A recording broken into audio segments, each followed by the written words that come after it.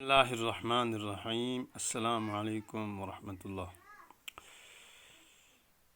24 جولائی 2020۔ عزیز طلبہ اور طالبات، آج مثنوی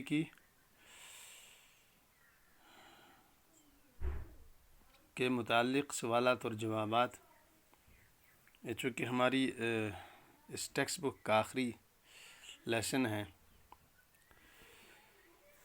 آپ کا آج سے امتحان بھی شروع ہے T1 کا، تو ضرور آپ اپنی کاپیوں کو دوبارہ سے چیک کریں اور یوٹیوب میں جو آپ کو لیسنز دیے گئے ہیں ان میں دوبارہ اپنا وقت لگائیں اور ان کو سنیں۔ جو چیزیں ابھی لکھنے کے بغیر ہیں ان کو لکھ لیں۔ سرائے فانی، سوال نمبر 1، اس سے کیا مراد ہے؟ ظاہر ہے سرائے فانی سے یہاں پر مراد ہے دنیا۔ دنیا ایک سرائے کی طرح ہے۔ سرائے کہتے ہیں جہاں مسافر آتے اور جاتے ہیں۔ یہاں بھی دنیا کے مسافر آتے ہیں اور جاتے ہیں۔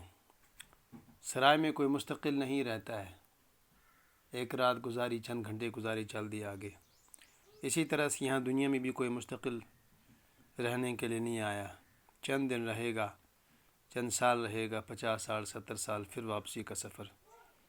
تو جو چیز پیدا ہوتی ہے چونکہ فنا ہے، اس لیے اس کو دنیا کو سرائے کہا گیا۔ اس دنیا میں کسی بھی چیز کو ثبات نہیں ہے، پائیداری نہیں ہے، اس لیے اسے سرائے فانی کا نام دیا گیا۔ رشک یوسف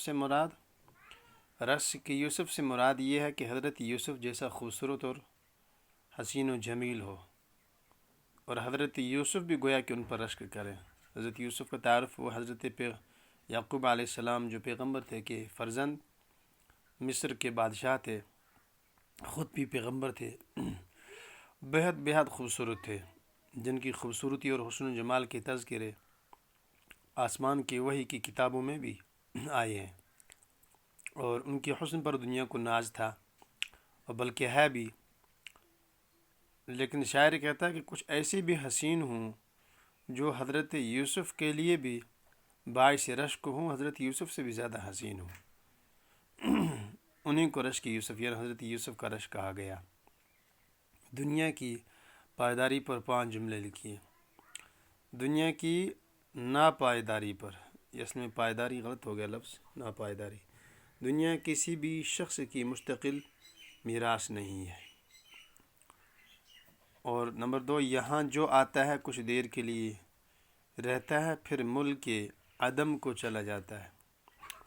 اور تیسرا، یہاں کی ہر چیز ناپائیدار ہے اور فانی ہے۔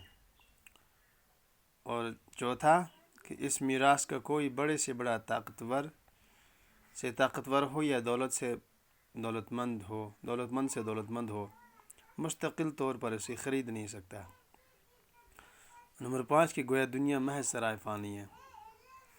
بہرحال یہ مختصر سے سوالات و جوابات تھے۔ اب اگلا حصہ ہمارا ہے جو گرامر سے متعلق ہے۔ جو گرامر کا حصہ آپ کی کتاب میں آ گیا تھا، شروع میں ہی لیسن میں ان کو ہم نے لکھا بھی دیا تھا، پڑھا بھی دیا تھا جب سکول اوپن تھے۔ ان میں سے پہلی بات جو آپ ضروری یاد رکھیں وہ یہ تھا گرامر کے حصے میں کہ فعل، اسم اور حرف کی تعریف۔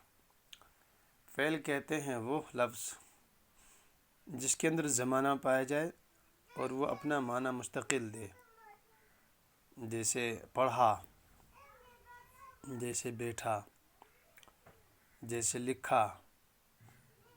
اس میں زمانہ ہے، ماضی کا زمانہ۔ لکھتا ہے، اس میں بھی زمانہ ہے لیکن حال کا زمانہ۔ لکھے گا، اس میں بھی زمانہ ہے اور مستقبل کا زمانہ ہے، فیوچر۔ تو یہ ہو گیا فعل۔ اور اسم کہتے ہیں جس کا مستقل معنی پایا جائے اور اس میں زمانے کا کوئی تصور نہ ہو، جیسے اسکول۔ لفظ اسکول کہتے ہی پورا معنی سمجھ میں آ گیا، ایک تصور آیا اسکول کی عمارت کا، لیکن اس میں کوئی زمانہ ذہن میں نہیں آیا۔ درخت ایک لفظ ہے جس کا پورا معنی ہے، پورا تصور آ گیا، لیکن اس میں کوئی زمانے کا تصور نہیں ہے۔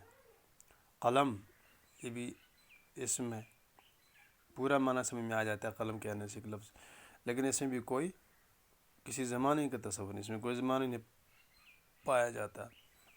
حرف کہتے ہیں جو خود اپنا کوئی معنی نہ دے بلکہ دوسرے کے ساتھ مل کے معنی دے، جیسے مثال کے طور پر میں ہے، پر ہے، اس ہے، یہ خود معنی نہیں دیتے ہیں بلکہ دوسرے کے ساتھ مل کے۔ مثال کے طور پر کا معنی اگر ہم یوں کریں گے کہ ٹیبل پر تو سمجھ میں آئے گا، کتاب پر تو سمجھ میں آئے گا، سر پر سمجھ میں آئے گا۔ میں جیسے کہ باکس میں، کمرے میں، اسکول میں، تو میں سے ملا کر لفظ سمجھ میں آتا ہے۔ جیسے واو ہے، واو اکیلا سمجھ میں نہیں آتا ہے، ان کو ملاؤ، جیسے حسین و جمیل، سمجھ میں آیا، اس کا معنی اب آیا۔ ایسے کیا زید کا قلم، تو کا معنی ملانے سے سمجھ میں آیا، ورنہ سمجھ میں نہیں آتا۔ سے کیا گھر سے مدرسہ اسکول تک، ظاہر ہے سے کا معنی تب آیا جب پچھلا لفظ تک، جیسے اسکول تک، تب سمجھ میں آیا، گھر تک، اسکول سے گھر تک، تو تک کا معنی اکیلا سمجھ میں نہیں آتا، یہ حرف سب کہلاتے ہیں۔ یہ تین چیزیں آپ یاد رکھیے، کل سے انشاءاللہ ہم مزید گرامر کا وہ حصہ جو ضروری ہے اس کو پڑھائیں گے، اور جو پرانے گرامر کا حصہ ہے اس کو بھی دیکھیے گا آپ، جو پہلے اور دوسرے لیسن میں آیا تھا پروز کے، ان کو دوبارہ سے دیکھیے گا۔ انشاءاللہ کل سے ہم دوبارہ گرامر کا حصہ شروع کریں گے۔